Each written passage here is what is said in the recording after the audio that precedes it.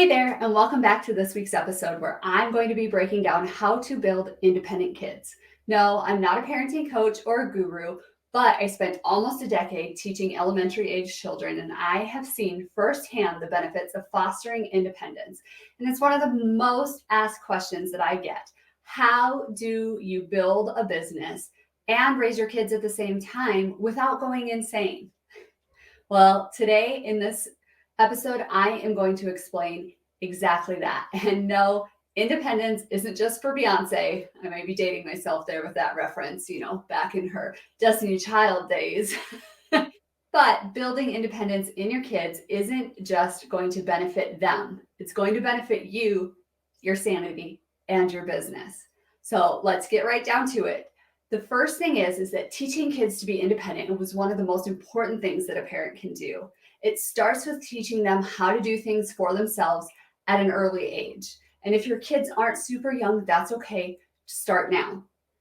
This includes tasks like getting dressed on their own, brushing their teeth, making their bed. My kids are even responsible for putting away their folded clothes. Do I have to organize the 2-year-old's drawers afterwards? Sure. But it teaches her that I know she can do it. The key is not to point it out that you've reorganized it. I constantly model how I want the clothes put away, and each time we do laundry, it's a new chance for them to gain a little bit more independence. Parents should also give their kids opportunities to make decisions for themselves. This could include things like what they want to wear or eat for breakfast. A lot of times I will give my kids 2 choices in situations that they still need guidance in, but in the areas that are less important, I will allow them to make their own decisions and then learn from them. Kids who are taught to be independent will be more likely to succeed in life because they'll be able to handle difficult tasks on their own and they won't need someone else's help all the time.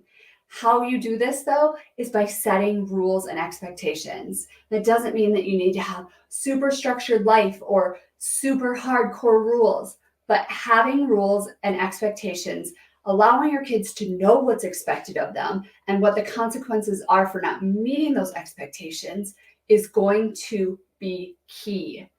Give them opportunities to succeed. I cannot preach this enough. They need to know that it's okay to try new things, to figure out how to do things on their own, even if they're making mistakes along the way. When was the last time you did something perfectly the first time?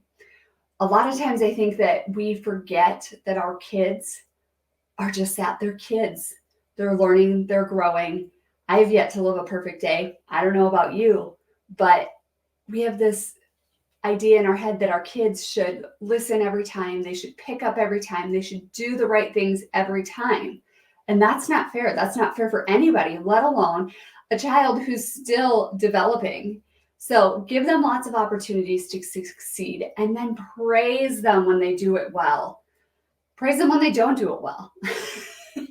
Just praise them. And praise isn't necessarily the right word, but acknowledge them. Man, you did awesome at trying that. That was something new for you and you didn't give up. You can keep working at it. Build up their confidence. Tell them that you're proud of them. And when they exhibit qualities like independence and self-reliance, tell them what it is that they just did that you appreciate. And when you praise a kid or you give them validation, it should sound something like, wow, I see how hard you were working at that. Don't tell them, hey, good job. They don't know what good job means. I mean, they hear it all the time, but be as specific as you can with your feedback. Wow, mommy is so impressed with how you put all of your clothes away today.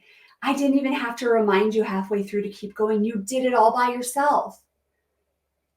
Acknowledge the things that they are doing well. You know how in my previous episodes, I tell you to celebrate even the smallest wins? You need to teach your kids that. Also, you need to help them when they need it, but don't do everything for them. There will be times when your kids need help, but try to resist that urge to do everything for them. Let them figure things out on their own whenever possible. When I was filling out report cards as a teacher, one of our standards or one of the things that we were looking for was can they use multiple strategies to solve a problem? Or do they have multiple strategies to solve a problem? They can't develop that if they're constantly being handed the solution. They have to struggle a little bit. They have to learn what works and what doesn't, because no two people do the same thing the same way. We all have our own flair. I was just reading something the other day that said that when you have someone else do a task for you, they're only going to do it 80% up to your standard, because 20% of everything you do is your own personal flair. And so if you go around micromanaging that last 20% of every person's thing that they do for you, you're going to drive yourself crazy. And you have to allow your kids to develop their own sense of personality, of being, of who they are, what their values are. It's your job to guide them, but they have to have the space to be able to develop that on their own. And I struggle with this when things aren't done quickly. So say, as an example, I want them to do something. I give them a task, but they're not doing it fast enough to my liking, or we're in a hurry to get somewhere. And then I want to just jump in and finish it for them. I have to remind myself that they need to take their own time. And I also need to understand when to set a timer for them to help them learn time management skills, because we all know that one person that runs on their own time. And I refuse to let my kids be that person, even though my oldest, bless her heart, might send me to an early grave with her dilly-dallying. Did I just say dilly-dallying? I did. Anyway, I really struggle when I think something should be done quickly and it's not happening. And I have to take a step back. I can't just step in and do it for them, because they have to develop that sense of urgency for themselves. They need to understand that they need to do it at their own pace as well. Or I need to understand that they need to do it at their own pace as well. Teaching our kids to be independent is an important task, and it takes time and more patience than most of us care to have ever. But the benefits are worth it. Your kids will be more responsible and self-sufficient adults if you take the time to teach them how to be independent now. Plus, it's going to help you get rid of some of that mommy guilt that comes with running a business and being the parent that your kids need.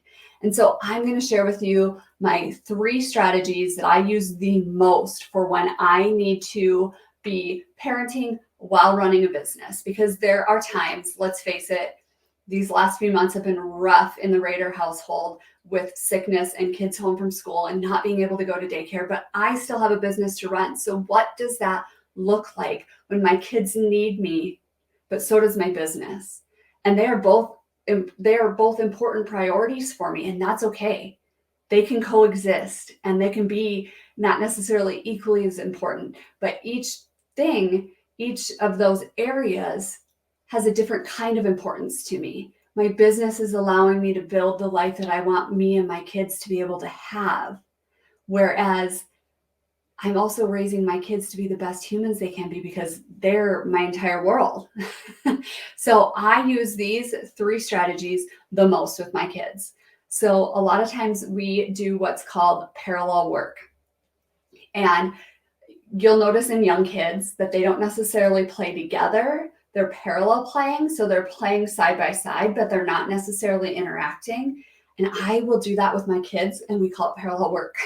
I don't actually tell them that that's what it's called, but I will have something for them to do while I work on something. So I will say, okay, mommy is going to write this email. What are you going to work on? And they'll go to the cabinet.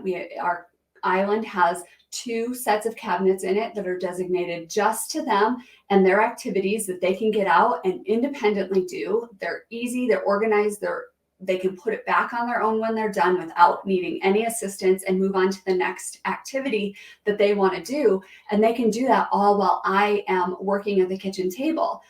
I am right there with them the whole time. I'm still having conversation with them. If they want to say something to me, I acknowledge them. I may say, oh, hold your thought for just a second. Let me finish this sentence, or whatever it is. But they're working on something. I'm working on something.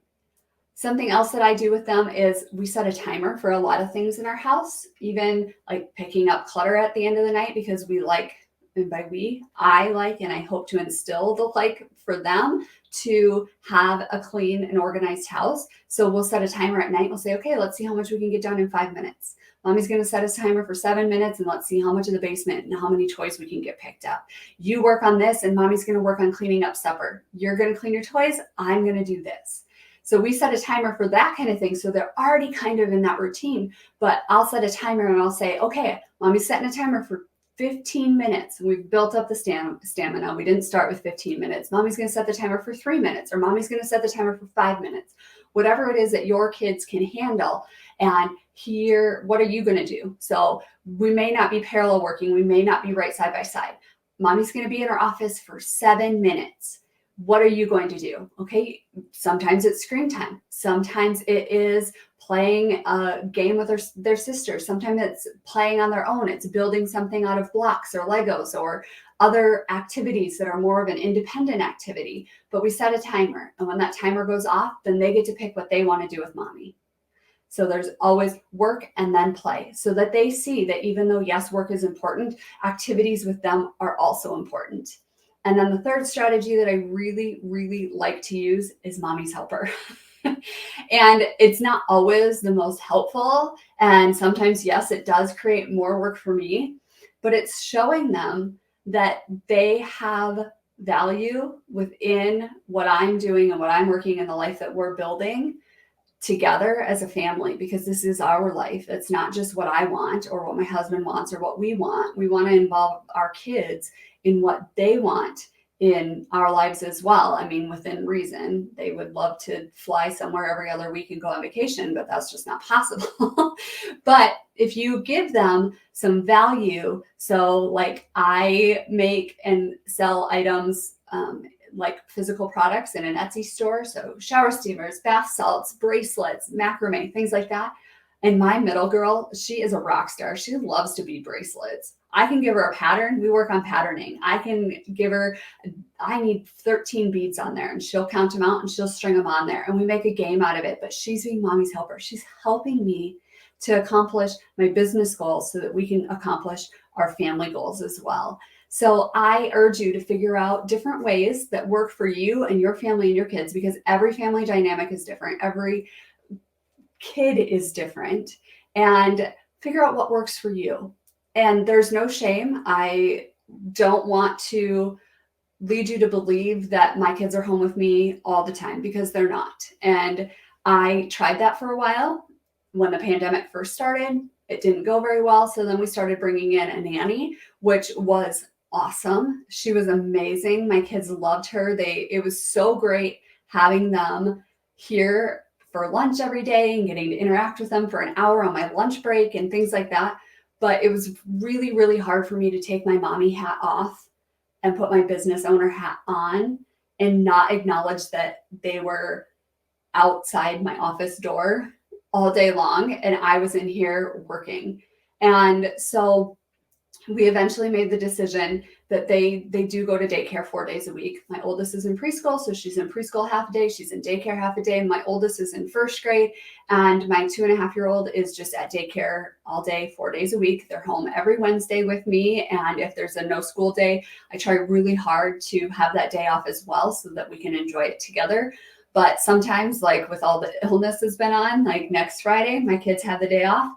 They're going to daycare because mommy's got to get some work done too. And that's okay, because that sets me up to be able to enjoy nights at home with them, weekends at home with them, school days off with them when they have them, most of the time. But it's okay to accept help. And I have never really wanted to be a stay-at-home mom. I also think that's something I need to be completely transparent with you about, is that was never a real strong desire for me. I always saw myself working in some capacity. And so if that's what you want to do, if you want to raise your kids all day and work at night and work during nap time and hustle during those in-between times, that's okay too. But you have to find a dynamic that works for you. And one of the ways that I have been able to do that is to help my kids build as much independence as possible. And the mommy guilt still creeps in from time to time. And I honestly wonder, like, is this selfish? Is this, whatever? Or am I a detriment to my kids that I'm expecting them to entertain themselves for this hour throughout the day or whatever it ends up being. But the thing is that that's just fear. And I have to squash it. I have to say, nope, this is what's best for me. This is what's best for my kids. This is what's best for my family. And I have to be at peace with it. And I have to know that everything's going to be okay. The amount of learning that my kids do going to daycare every day, because they get to interact with other people and they get to learn other people are also an authority figure. They get to learn how to interact with kids that aren't in their family. There are so many blessings that have come from the decisions that we've made that my husband and I are completely at peace with them. But that's a decision that you have to make as well. So refer back to those strategies on how to build independent kids and the 3 strategies that I use: the parallel work, the setting a timer, and having a mommy's helper, to get as much work done as I can when I need to, when I have to wear that mom hat and the business owner hat at the same time. And just know that you are rocking it. And the fact that you're listening to this episode is proof that you are not only a rock star mom, but you're a rock star business owner. And I am here cheering you on every step of the way. So feel free to reach out, or if you have specific questions about your specific situation, I'm happy to talk that through with you. Like I said, I'm not an expert, I'm not a guru, but I have spent almost a decade working with young kids and just learning what's best for them and their development. So reach out to me. I will be happy to help you in any way that I possibly can.